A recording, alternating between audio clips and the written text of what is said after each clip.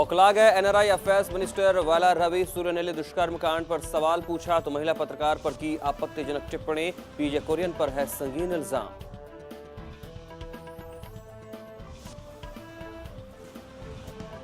Helicopter deal में हुआ था गर्लफ्रेंड का भी इस्तेमाल। स्विस बिचौलिए के खुलासे से बढ़ी एयर चीफ की मुश्किलें। पूछताछ में कई दफा मुलाकात और घूस देने का दावा।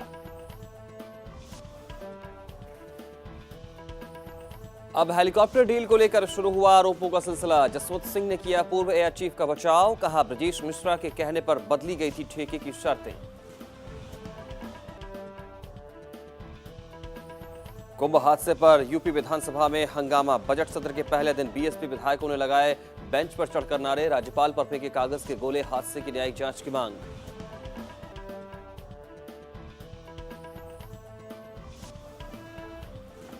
डांस के जरिए महिला सुरक्षा के प्रति जागरूकता के लिए सड़कों पर उतरेंगी सितार वादक अनुष्का। घर के भीतर यौन हिंसा के खिलाफ 1 बिलियन राइजिंग कैंपेन आज से शुरू।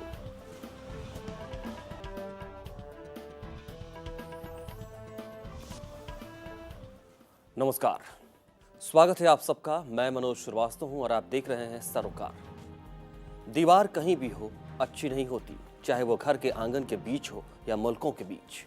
लेकिन हिंदुस्तान और पाकिस्तान के बीच जो दीवारें उठी, उन्होंने सिर्फ जमीन का बंटवारा ही नहीं किया बल्कि दिलों का बंटवारा भी कर दिया। इस सरहद पर खड़ी नफरत की दीवार की नींव में न जाने कितनी आहें, कितने आंसू और कितनी आवाजें जज्ब हैं, जिन्हें सुनने में किसी की दिलचस्पी नहीं। असल में ये दीवार कई दूसरे समीकरण पर भी आधारित है। कई बार इन दो मुल्कों के बीच की बहसबाजी राष्ट्रवाद की चौड़ी सड़कों से निकलकर धर्म की तंग गलियों तक आ जाती है।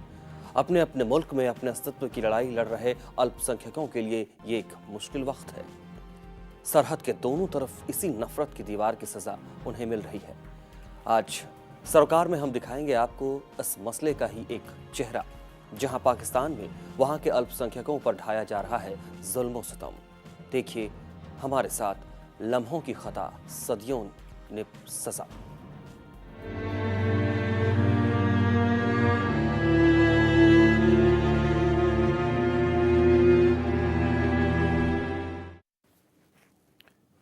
पाकिस्तान से आए 400 से अधिक हिंदू परिवार पहले से ही जोधपुर में डेरा डाले हुए हैं।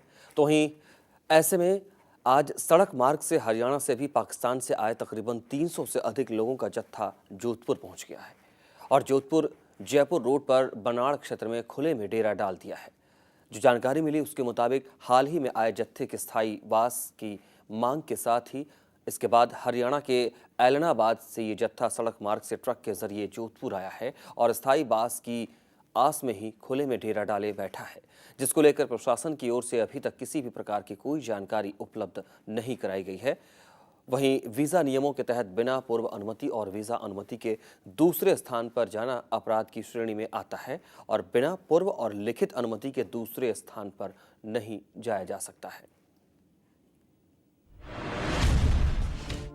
पाकिस्तान ने भले ही इस बात की हामी भर दी हो कि अब जोधपुर से पाकिस्तान के लिए बस चलेगी, लेकिन सरहद के उस पार हालात ठीक नहीं हैं। यही वजह है कि पाकिस्तान में रह रहे अल्पसंख्यक अपनी जान बचाकर धार्मिक वीजा पर भारत आ रहे हैं। जोधपुर से चलने वाली थार एक्सप्रेस में अब पाकिस्तान के सताए हिंदू आ रहे हैं। उन्हें इस बात की तकलीफ है कि मुल्कों की लकीर ने उन्हें कहीं का नहीं छोड़ा और तो और अब उन्हें इस तकलीफ से रूबरू होना पड़ रहा है कि बंटवारे ने उन्हें रिफ्यूजी बना दिया। जोधपुर आए इन पाकिस्तानी नागरिकों को यूं तो हुकूमत ने रहने की इजाजत के साथ ही ये भी कहा कि उन्हें यहाँ किसी तरह की तकलीफ से रूबरू नहीं होना पड़ेगा, लेकिन बावजूद इसके ये लोग खुले में जीने को मजबूर हैं। इन्हें भले ही देरी से आजादी नसीब हुई हो, लेकिन आज भी इन्हें एक छत की दरकार है। इधर हुकूमत के वादे के बाद भी कारिंदों के कान से जूं तक नहीं रेंगती। सरकार की इतनी तो नीति बनती है कि वो ज्यादा नहीं तो कम से कम उतना तो करें जितना कि वो लोग कर रहे हैं। छत की दरकार है जो कि वो लोग कम से कम टेम्परेरी से लेकिन छत तो देके गए हैं, तो हम उम्मीद करते हैं कि ये सब चीजें सरकार अब इनका हल ढूंढेगी। खास बात यह है कि राजस्थान के मुख्यमंत्री ने खुद पहल करते हुए कहा था कि भारत सरकार की भी यही नीति है, पाकिस्तान से आए हिंदुओं का ख्याल रखा जाएगा। इतना ही नहीं, मुख्यमंत्री ने ये भी कहा कि स्टेट गवर्नमेंट इनके साथ है, इनकी पूरी मदद करेंगे और इनको रहने की सुविधा देंगे। लेकिन अभी तक ये लोग खस्ता हाल में जी रहे हैं। सरकार की भी नीति है, ऐसे 5 व्यवस्था के जो हिंदू हैं वो यहाँ जब आते हैं तो उनके लिए व्यवस्था की जाती है, जो रहना चाहते हैं उनके लिए लॉन्ग टर्म वीज़ा की व्यवस्था होती है। उनके लिए जब वो रहने की या तय कर लेते हैं तो आगे की कार्रवाई होती है। तो भारत सरकार की नीति ये रही है, स्टेट गवर्नमेंट इनके साथ खड़ी है, तो पूरी इनको मदद करेगी और हम चाहेंगे कि ऐसे इनको यहाँ पर रहने के लिए सुविधा मिले। और जो फॉर्मेलिटीज है फॉर्म भरवाने की, इनके बारे में जानकारी प्राप्त करने की, वो तमाम काम शुरू करवाने मैंने कह दिया, कोई तकलीफ नहीं आएगी। हंसती खेलती दुनिया से रुखसत हुए इन परिवारों को अब सुकून की तलाश है, लेकिन सरहद पार भी इन्हें एक छत मुहैया नहीं हो पा रही। राज्य की सरकार ने इस बात के लिए हाँ भी कही, लेकिन इन लोगों को अभी तक उस दिन का इंतजार है जब इन्हें खुले आसमान में नहीं सोना पड़ेगा।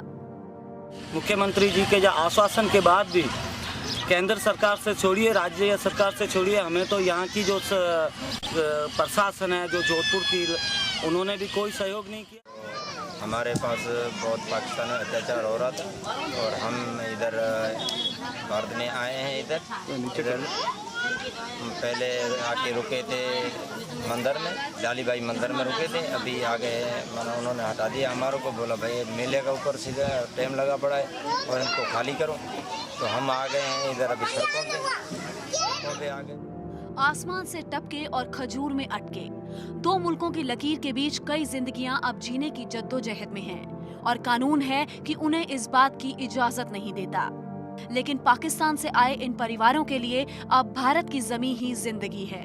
इन्हें इस बात का भरोसा है कि उन्हें सुकून की मौत यहीं नसीब होगी। इसी आशा में ये लोग अब सरकार के आदेश का इंतजार कर रहे हैं। तो लम्हों की खता और सदियों की ये सज़ा है। और इस मसले पर बेहतर चर्चा करने के लिए मेरे साथ सीनियर जर्नलिस्ट मनोज नैयर बने हुए हैं। उनसे इस मसले पर हम राय लेंगे। मनोज जी, स्वागत है आपका। बहुत ही संवेदनशील ये मसला हमेशा से रहा है। जब भी सरहद की बात होती है, कम से कम हिंदुस्तान की तरफ से जो कोशिश हुई है अब तक, उससे बेहतर कोशिश तो शायद किसी और से भी नहीं हुई है, कम सरहदों की सीमा को पाटने के लिए, इस दीवार को हटाने के लिए। लेकिन हर कोशिश लगता है जैसे नाकाम हुई, हर कोशिश लगता है जैसे परवान नहीं चढ़ पाई है। क्योंकि अगर ऐसा होता तो शायद ये सरहद की दीवार इन लोगों के लिए भी मुश्किल नहीं बनती। देखिए मनोज, ऐसा है कि ये जितनी कोशिशें हुई हैं, संजीदा कोशिशें नहीं हुई हैं।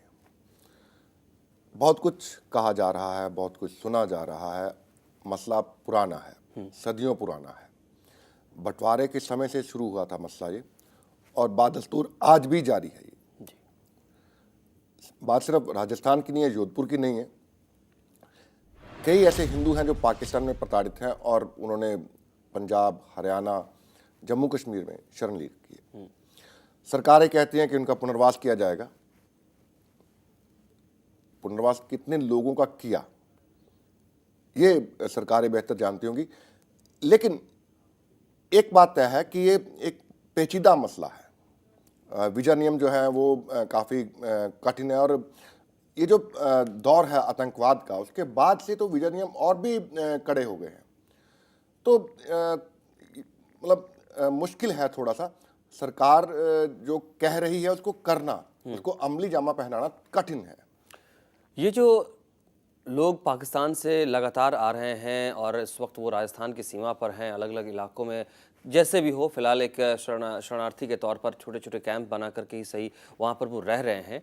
लेकिन क्या इन्हें जो कम से कम भारत की जो संस्कृति रही है, क्या उस हिसाब से भी इन्हें अपनाने की कोशिश होनी चाहिए? क्या आपको लगता है ऐसा कि उन्हें अगर कोई आया है सरहद पार से ही सही, तो उसका तहदिल से हमें कम से कम इस्तकबाल करना चाहिए और उसको वो भरोसा देना चाहिए इस मुल्क में कम से कम तुम सुरक्षित हो?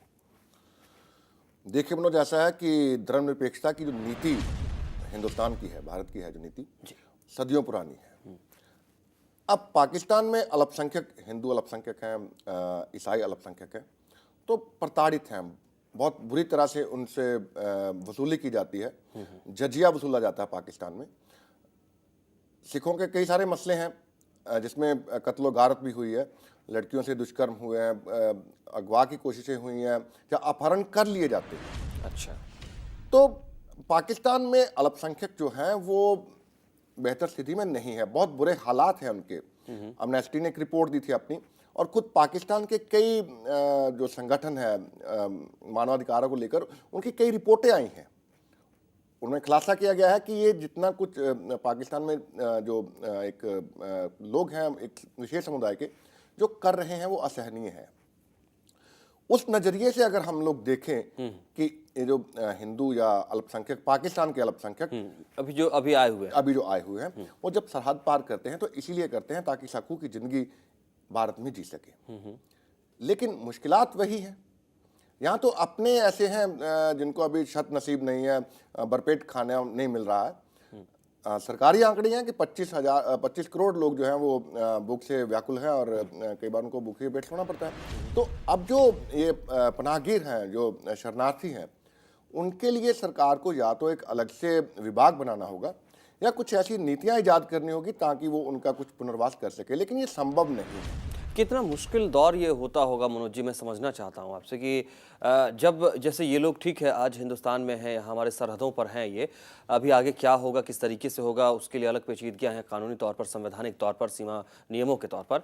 लेकिन पाकिस्तान पर भरोसा किया था इन्होंने, और पाकिस्तान गए थे ये लोग यही सोचकर कि वहाँ ये महफूज रहेंगे, वहाँ आज़ादी इन्हें मिल पाएगी और खुली सांस ले पाए, हवा में वो सांस ले पाएंगे। कितना मुश्किल दौर है उस भरोसे का टूटना और वहाँ से कदम पीछे आना। देखिए मनोज, वादा खिलाफी पाकिस्तान का दस्तूर रहा है। जिस दिन से वजूद में आया है पाकिस्तान, उस दिन से लेकर आज तक आप देख लीजिए, इतिहास देख लीजिए, हर पन्ने पर आपको एक नए पाकिस्तान की तस्वीर उभरती हुई दिखाई देगी। और वो तस्वीर है उसकी दगाबाजी की। अब ये जितने अल्पसंख्यक हैं पाकिस्तान के अंदर, हिंदू, ईसाई या सिख या कुछ और, पाकिस्तान ने भले ही इस बात जी तो आपसे हम चर्चा में आगे बढ़ते हैं और भी बातचीत करेंगे आपसे, कई पहलुओं पर हम ज़रूर जानकारी हासिल करेंगे, लेकिन इस वक्त रुक करना चाहेंगे हमारे जयपुर ब्यूरो चीफ श्रीपाल शक्तावत मेरे साथ जुड़े हुए हैं। श्रीपाल, मसला बड़ा मतलब पेचीदा भी है अपने लेवल पर, क्योंकि इस बहुत सारे नियम कायदे हैं उन्हें शरण देने को लेकर के, उन्हें अपनाने को लेकर के, लेकिन जो संवेदनशीलता है इसकी, उसके हिसाब से अगर मैं समझना चाहूँ, कितनी आहें इस वक्त सरहद पर नजर आती हैं, उसको कितना महसूस किया जा रहा है और कितना उसको सम्मान मिल पाएगा, क्या आप देख पा रहे हैं? देखिए मनोज, अगर सिंध से सटे हुए हिस्से में देखें राजस्थान में जी, तो दोनों तरफ इस तरह का दर्द देखा जा सकता है। यहाँ पर वो लोग जिनके रिश्तेदार वहां पर बैठे हुए हैं और जिनके साथ अत्याचार हो रहे हैं, वो नहीं सो पा रहे हैं, और जो लोग वहां पर अत्याचार झेल रहे हैं उनके लिए दिन का चैन और रात की नींद दोनों नदारद है। ये पहला मौका नहीं है जब पाकिस्तान से इस तरह से पलायन करके लोग यहाँ पर आए हैं, उन्होंने शरण मांगी है। और सबसे बड़ी बात यह है कि 1971 के युद्ध में जो शरणार्थी आए थे, जो पलायन करके आए थे पाकिस्तान से, हिंदू विस्थापित, उनकी नागरिकता का मामला आज तक हिंदुस्तान में सोल्व नहीं हो पाया है। यानी दोनों जगह वो एक लड़ाई लड़ रहे हैं अपनी अस्मिता की, अपने अधिकारों की, लेकिन उनके साथ दोनों जगह न्याय नहीं हो पा रहा है। हालांकि इनके लिए सबसे बड़ी सुकून की बात सिर्फ ये है कि यहाँ पर कम से कम उनका सम्मान जिंदा है, उनके घर परिवार के लोगों के साथ उस तरह के अत्याचार नहीं होंगे जिस तरह से वहां पर हो रहे हैं। और वो सिर्फ इसलिए हो रहे हैं कि इन्होंने एक ऐसे मजहब में जन्म लिया जो वहां पर अल्पसंख्यक हो गया है, और उनकी संपत्ति उन लोगों की निगाह में खटकती है, इनके खेत खटकते हैं, उनको वो कब्जा करना चाहते हैं, इनकी बेटियां उनको खटकती है जिनको वो बहू बनाना चाहते हैं। श्रीपाल, आपसे हम और भी जानकारी हासिल करेंगे और भी बात करेंगे। फिलहाल एक छोटा सा ब्रेक यहाँ पर लेते हैं, बहुत जल्द लौटेंगे।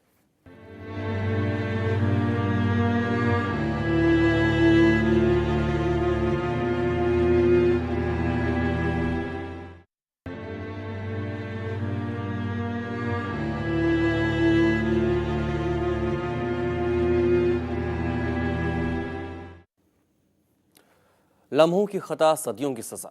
पाकिस्तान में जुल्म, जिल्लत और प्रताड़ना सहने के बाद 300 हिंदू भारत आए, इस उम्मीद के साथ कि उन्हें यहाँ सुकून की जिंदगी नसीब होगी। यहाँ आने पर उन्हें भारत में रहने की इजाज़त तो मिल गई, इजाज़त के साथ ही सरकार ने बहुत सारे आश्वासन भी दिए, लेकिन इनके लिए किया कुछ नहीं। पहले बरसात और अब आने वाली सर्दी में खुले आसमान के तले पड़े रहने के अलावा सर्दी बीती तो गर्मी का डर सताने लगा है और ये अभी भी आश्वासनों में कुछ हासिल कर पाने की आस लगाए बैठे हैं।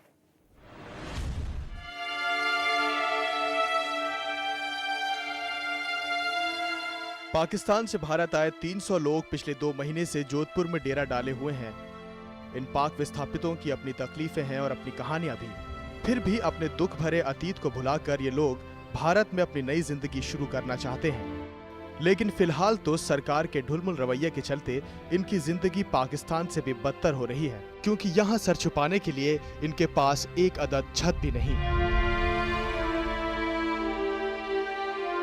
यहाँ हम आपको बताते चले कि हमारे सहयोगी चैनल P7 पर खबर दिखाए जाने के बाद राजस्थान के मुख्यमंत्री अशोक गहलोत आज पूरे प्रशासनिक अमले के साथ पाक विस्थापितों के कैंप पर आए। इस बीच मुख्यमंत्री ने पाक विस्थापितों को हर मुमकिन मदद करने का आश्वासन भी दिया। देखिए, पाक विस्थापितों की समस्या वैसे नई नहीं है, पुरानी है। 65 के बाद भी हुए, 71 के बाद भी हुए और लगातार ये माथे कई बार इधर के दल आए हैं यहाँ पर। उनको पहले भी नागरिकता मिली है। प्रोसेस कुछ लंबा होता है। जब किसी दूसरे मुल्क के नागरिक आते हैं तो केंद्र सरकार पूरा प्रोसेस करने के बाद में फैसले करती। प्रक्रिया जो है इनकी आगे बढ़ने की, कि इनको लॉन्ग टर्म वीज़ा मिले, फिर नागरिकता मिले, प्रयास भी हम लोग पूरी तरह से करेंगे। इतना ही नहीं, पूर्व मुख्यमंत्री वसुंधरा राजे ने भी जोधपुर में पाक विस्थापितों से मुलाकात की और उनके सुख दुख जाने। अपने दौरे के बीच वसुंधरा राजे डालीबाई मंदिर के पास विस्थापितों के डेरे पहुंची और उनसे बातचीत की। इसके अलावा सीमांत लोक संगठन के हिंदू सिंह सोडा से भी जानकारी ली और पाक विस्थापित बच्चों से बातचीत कर उनके लिए किए जा रहे कामों की जानकारी भी ली। वहीं देर शाम पत्रकारों से बातचीत में वसुंधरा राजे ने इस मामले पर चिंता जाहिर की और कांग्रेस के केंद्र और प्रदेश सरकार पर भी सवाल उठाए। मुझे बहुत दुख होता है ये कहने में कि समझ में नहीं आता है कि सरकार आज दिन तक क्यों उनको सुन के समझ के कुछ कर नहीं रही है। मुझे याद है अटल बिहारी वाजपेयी जी के सरकार के अंदर, और आप लोग भी जानते हो कि जब ये विस्थापितों की बात हुई थी तो दिनों के अंदर, आप हफ्तों छोड़ दो, महीना छोड़ दो, इतना जल्दी उन्होंने रिएक्ट करके यहाँ कलेक्टर्स को पावर दे दी है कि उनको तुरंत ही वो जो वीज़ा देना होता है, जिसके लिए आपको दिल्ली जाना पड़ता है, वो वीज़ा तुरंत दिलवा दें।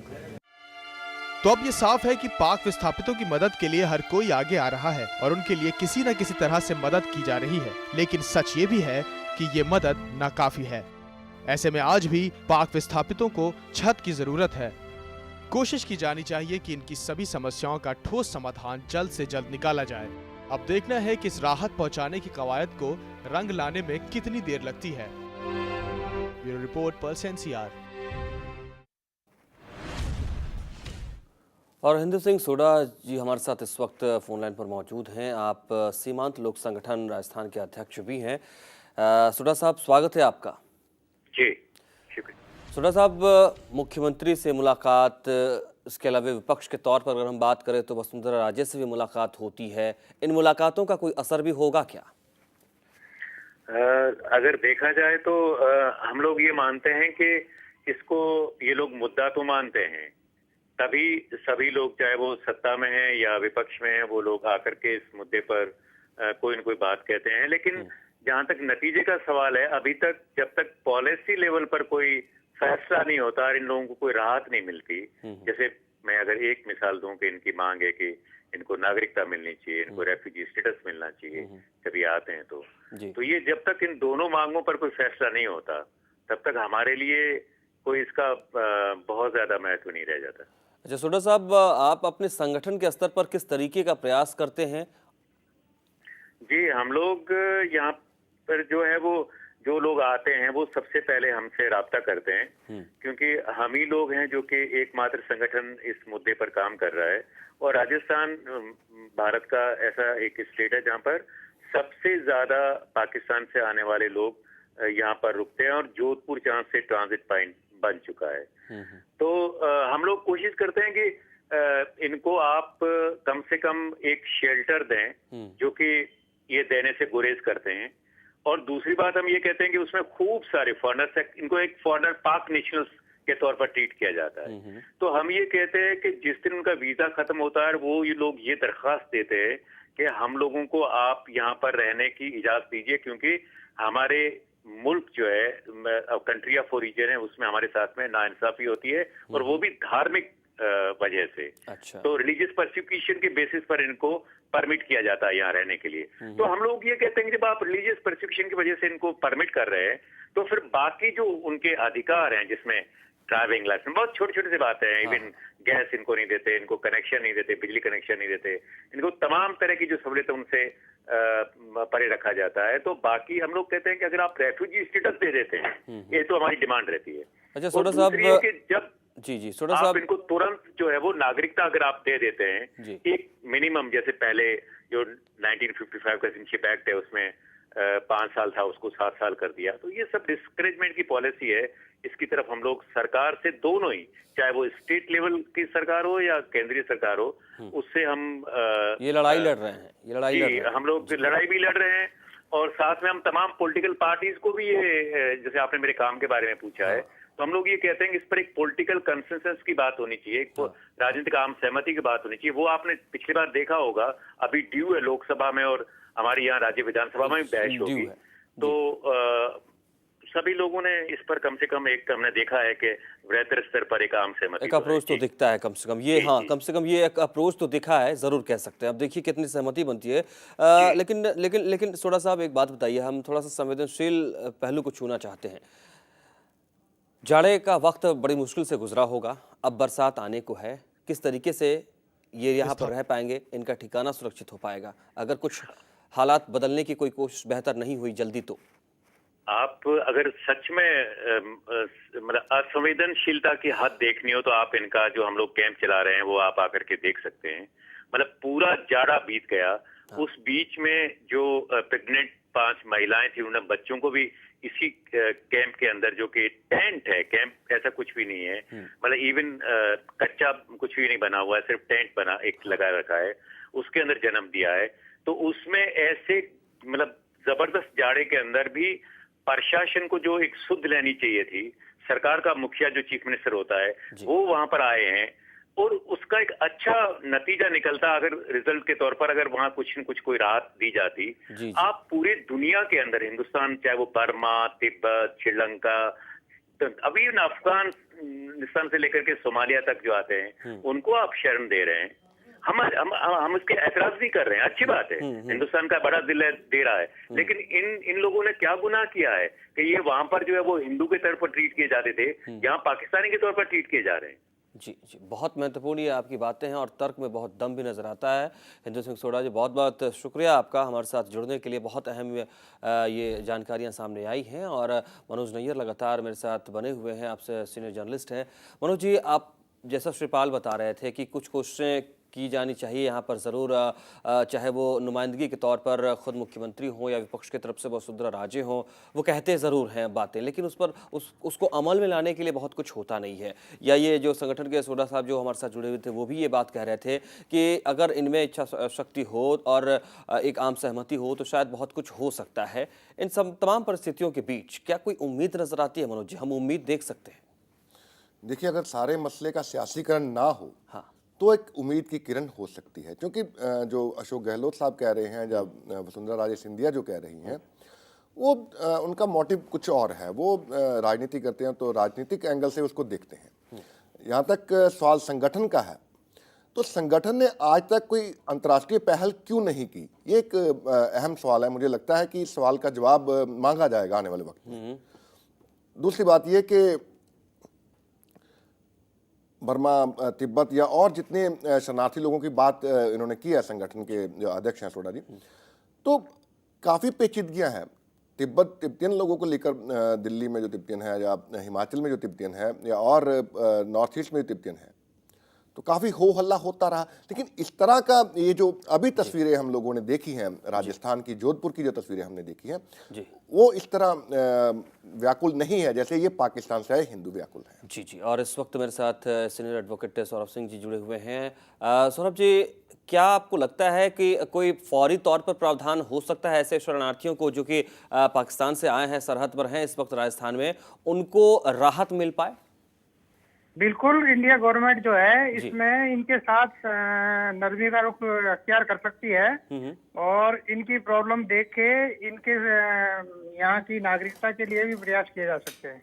तो अगर इसमें पहल जल्दी से नहीं हो पा रही है तो इसके पीछे क्या वजह माने? शायद ये वजह है क्या कि जो एक नेगेटिव सेंस कहीं ना कहीं विश्वास करने पर को लेकर के आ गया है, चाहे वो मसला आतंकवाद का हो या फिर हाल के दिनों में जो सरहद पर हमारे जवानों के साथ हुआ है। बिल्कुल बिल्कुल, इस बात से इनकार नहीं किया जा सकता कि नेगेटिव सेंस तो है ही और सारी प्रॉब्लम इसीलिए क्रिएट हो रही है, वरना शायद ये सरहद की दीवारें कब की टूट गई होती, खत्म हो गई होती। बिल्कुल जी, बहुत शुक्रिया, बहुत उम्दा बात आपने रखी है हमारे साथ इस कार्यक्रम में। बहुत शुक्रिया आपका हमारे साथ जुड़ने के लिए। तो कोशिशें लगातार हो रही हैं, हालांकि इस कोशिश का असर जल्दी हो तो बात अच्छी होगी। और भारत तो कम से कम इस संस्कृति का देश है कि जो किसी का भी इस्तकबाल करता है, किसी को भी गले लगाने के लिए एक कदम आगे बढ़ा लेता है। उम्मीद ये करनी चाहिए कि इनको भी कम से कम एक सुकून भरी जिंदगी मिल पाए, ऐसी कोशिश होगी। इस कार्यक्रम में मेरे साथ जुड़े सीनियर जर्नलिस्ट मनोज नैयर जी, लगातार उन्होंने अपनी राय रखी है इस संवेदनशील मसले पर। बहुत बहुत शुक्रिया आपका मनोज जी, मेरे साथ इस कार्यक्रम में बने रहने के लिए। तो आपका आज के सरोकार में आपसे चाहेंगे इजाज़त, लेकिन सरोकार ज़रूर है उन लोगों से हमारा भी जो इस वक्त राजस्थान में पाकिस्तान और हिंदुस्तान के सरहद पर टिके हुए हैं और कहीं ना कहीं एक उम्मीद लेकर वो आए हैं यहाँ पर। उम्मीद सरकारों से है, हुक्मरानों से है, वो भरोसा दिलाते हैं, लेकिन उनकी उम्मीदें अभी भी पूरी हुई नहीं है। वो तब पूरी हो पाएंगी जो भरोसा हुक्मरानों ने उन्हें दिलाया है उसको वो कारगर कर दिखाएंगे, उस पर वो अमल करेंगे। उम्मीद हमें भी है कि शायद सब कुछ बेहतर हो जाएगा और लम्हों की जो खता है वो अब इस तरीके से इनको नहीं भुगतनी पड़ेगी।